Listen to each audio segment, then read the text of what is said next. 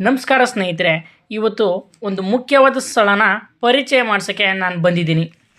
ಕಲ್ಲರಳಿ ಕಲೆಯಾಗಿ ಸಾಂಸ್ಕೃತಿಕ ಭರಿತ ಅಲಂಕಾರಿಕ ನೃತ್ಯ ವೈಭವವನ್ನೊಳಗೊಂಡ ಕೆತ್ತನೆಯ ಕಲಾಕುಸುರಿಗೆ ಕೈಗನ್ನಡಿಯಂತಿರುವ ಅದ್ಭುತ ದೇವಾಲಯಗಳಲ್ಲೊಂದಾದ ಮೈಸೂರು ಪ್ರಾಂತ್ಯಕ್ಕೆ ಹೊಂದಿಕೊಂಡಂತಿರುವ ಸೋಮನಾಥಪುರದ ಕೇಶವ ದೇವಾಲಯವನ್ನು ನೋಡೋಣ ಬನ್ನಿ.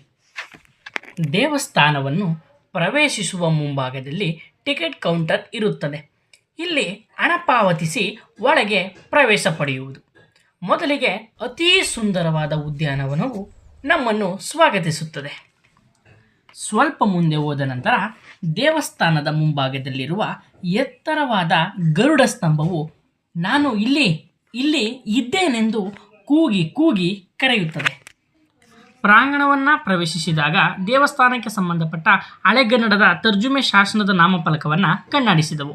ಇದರ ಪ್ರಕಾರ ಹೊಯ್ಸಳ ಸಾಮ್ರಾಜ್ಯದ ರಾಜ 3ನೇ ನರಸಿಂಹರ ಕಾಲದಲ್ಲಿ ಕ್ರಿಸ್ತಶಕ 1258ರಲ್ಲಿ ದೇವಸ್ಥಾನವನ್ನು ಪ್ರತಿಷ್ಠಾಪನೆ ಮಾಡಲಾಯಿತು. ಇಲ್ಲಿನ ಕಲೆ 1258ರ ಇಸವಿಯ ಹಿಂದಿನ ಹಲವಾರು ಮುಂದಿನ ಕೆಲವಾರು ವರ್ಷದ ಶಿಲ್ಪಿಗಳ ಶ್ರಮ ಹಾಗೂ ಅವರ ಕೈಚಳಕಗಳು ಕಾಣುತ್ತವೆ. ಈಗಿನ ಆಧುನಿಕ ಯುಗದಲ್ಲಿ ಇರುವಂತಹ ಅತ್ಯಾಧುನಿಕ ತಂತ್ರಜ್ಞಾನವನ್ನು ಬಳಸಿಕೊಂಡರೂ ಸಹ ಸಾಧ್ಯವಿಲ್ಲವೆನಿಸುವಂತಹ ಕಲಾಕುಸುರುಗಳಿಗೆ ಜೀವ ತುಂಬಿದ್ದಾರೆ.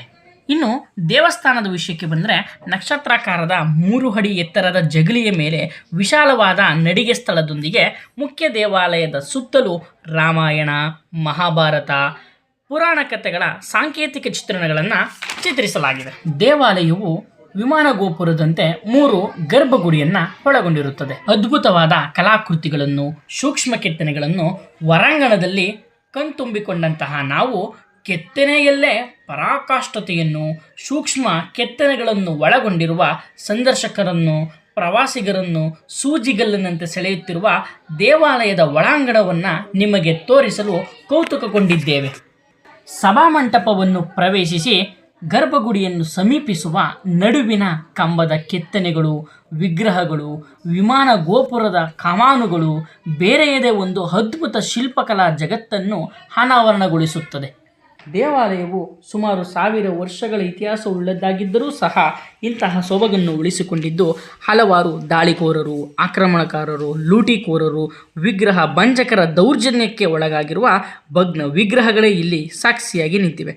ಮೂಲ ವಿಗ್ರಹ ಭಿನ್ನವಾಗಿರುವ ಕಾರಣದಿಂದ ಇಲ್ಲಿ ಪೂಜಾ ಕೈಂಕರ್ಯಗಳು ನಡೆಯುತ್ತಿಲ್ಲ. ಈ ರೀತಿಯಾಗಿ ಹೊಯ್ಸಳ ಸಾಮ್ರಾಜ್ಯದ ರಾಜರುಗಳು ಸುಮಾರು 1500 ದೇವಸ್ಥಾನಗಳನ್ನು ನಿರ್ಮಿಸಿದ್ದಾರೆ. ಅದರಲ್ಲಿ ಇಂದು ಕೆಲವು ಮಾತ್ರ ಕಾಣಸಿಗುತ್ತವೆ.